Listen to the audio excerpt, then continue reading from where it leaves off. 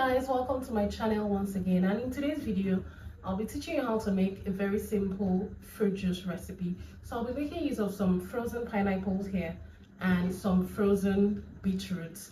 So let's get juicing together.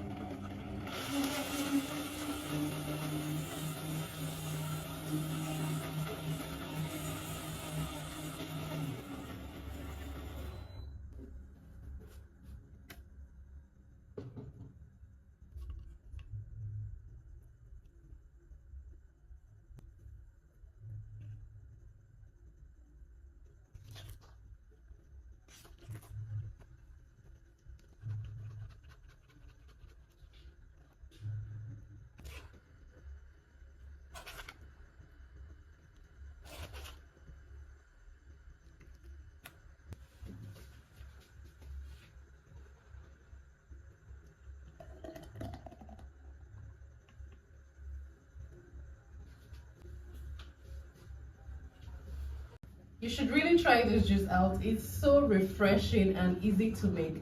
So yes,